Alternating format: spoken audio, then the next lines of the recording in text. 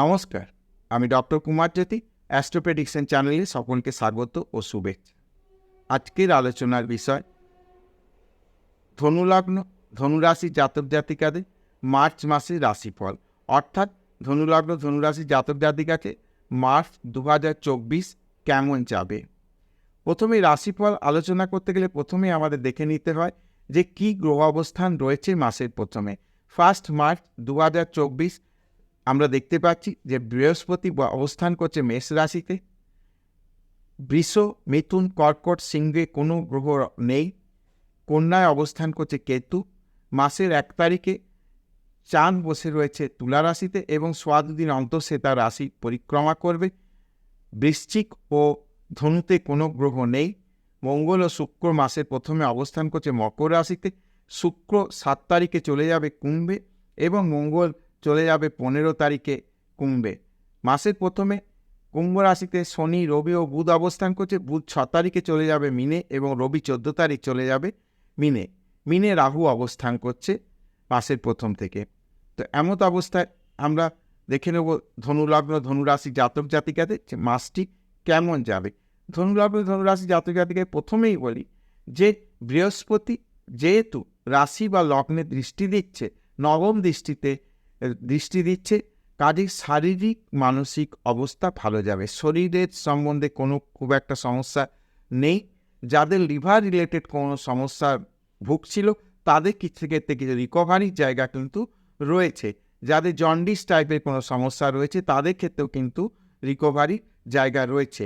মানসিক একটা কিন্তু কনফিডেন্স আসবে, পার্সোনালিটি কিন্তু গ্রো করার জায়গা রয়েছে। অর্থনৈতিক জায়গা, সেভিংস বৃদ্ধির জায়গা রয়েছে।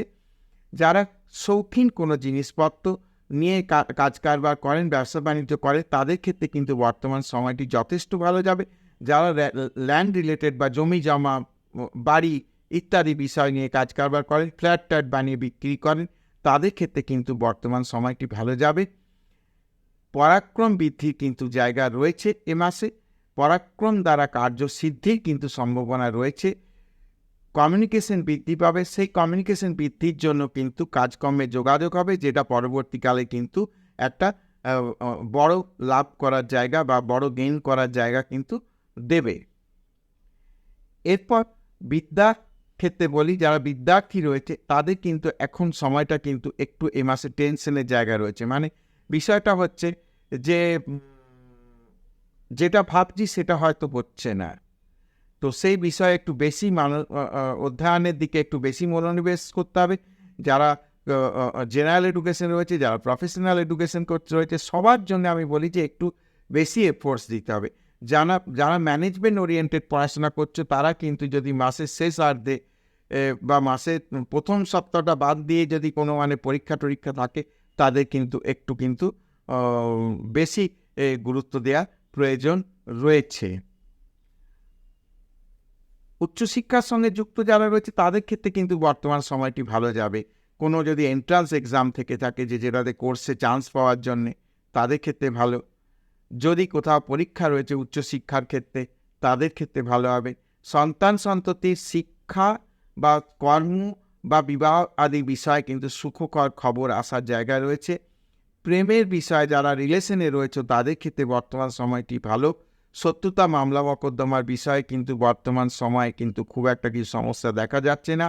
বরঞ্চ যদি পুরনো কোনো জের রয়েছে সেই জের কিন্তু বর্তমান সময় কিন্তু অনেকটাই কেটে যাওয়ার সম্ভাবনা বা আলাপ আলোচনার মাধ্যমে শত্রুতার কিন্তু নিষ্পত্তি ঘটার সম্ভাবনা রয়েছে।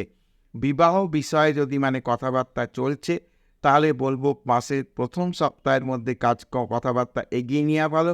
পরবর্তী সময়ে আমি বলবো যে বাকি মাসের যে 6-7 তারিখের পর থেকে কিন্তু এই বিষয়ে কিন্তু আর ডিসিশন নেওয়া যাবে না। কথাবার্তা চলতে পারে কিন্তু এখন ডিসিশন নাম নেওয়াই ভালো। একবারই প্রথম সপ্তাহে 6-7 তারিখের ভেতর যা আলোচনা হয়ে গেল, পরের দিকে আর কিন্তু বিবাহাদি বিষয়ে কিন্তু আলোচনা চলবে না। হাজব্যান্ড ওয়াইফের শরীর স্বাস্থ্য বিষয়ে কিন্তু একই কথা, সমস্যার জায়গা রয়েছে, কাজেই কিন্তু একটু টেনশনে জায়গা রয়েছে, একটু সাবধানে থাকতে হবে। যারা দীর্ঘদিন ধরে বিভিন্ন কোনো অসুখে ভুগছেন, অর্থাৎ নিউরো অসুখে ভুগছেন বা হার্টের অসুখে ভুগছেন, তাদের বলবো যে নিয়মিত ওষুধ নেবেন, ডাক্তার কনসাল্ট করবেন। যদি ছোটোখাটো কোনো সমস্যা হয় তাহলে কিন্তু অবশ্যই যোগাযোগ করবেন। হাজব্যান্ড ওয়াইফের রিলেশনের জায়গায় বলবো দুজনে কিন্তু পারস্পরিক বোঝাপড়া বজায় রাখতে হবে, বোঝাপড়া বৃদ্ধি করতে হবে যাতে সমস্যা কোনো সৃষ্টি না হয়। যারা দীর্ঘদিন ম্যারেজ লাইফ লিড করছেন সেটা আলাদা, কিন্তু যারা 2-1 বছরের ম্যারেজ লাইফ বা কয়েক মাসের ম্যারেজ লাইফ তাদের ক্ষেত্রে কিন্তু যথেষ্ট জটিলতা বা সমস্যার জায়গা তৈরি হয়ে যেতে পারে, সে বিষয়ে কিন্তু একটু সাবধান থাকতে হবে। এরপর বলি যে ভাগ্য বিষয়ে আলোচনা করতে গেলে ভাগ্য কিন্তু এ মাসে যথেষ্ট ভালো সাথ দেবে। অর্থাৎ বিশেষত মাসের শেষ অর্ধে অর্থাৎ 14-15 তারিখের পর থেকে ভাগ্যের সহায়তা পাওয়া যাবে। এবং বাবার শরীর স্বাস্থ্য বিষয়ে বলি, মাসের প্রথম দিকটা বাবার শরীর স্বাস্থ্য বিষয়ে কিন্তু কিছু ছোটোখাটো সমস্যা হতে পারে, কিন্তু পরবর্তীকালে কিন্তু রিকভারির জায়গা লক্ষ্য করা যাচ্ছে।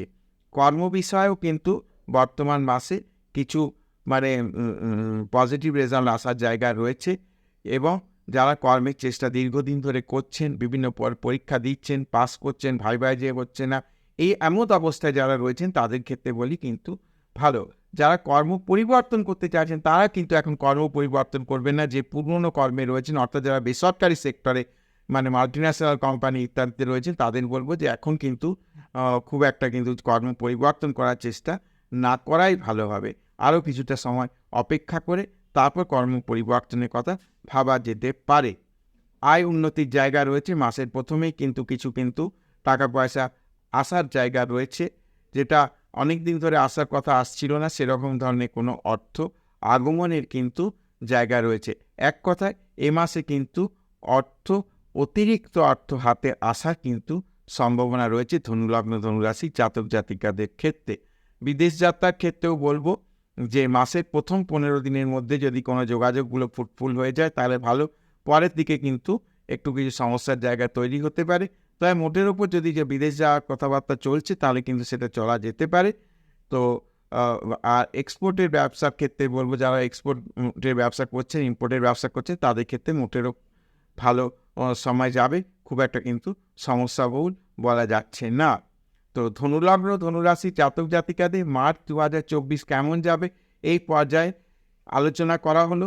যদি ভিডিওটা ভালো লাগে তাহলে অবশ্যই চ্যানেলটাকে সাবস্ক্রাইব করবে, শেয়ার করবে এবং যেতে যেতে একটা লাইক করবে।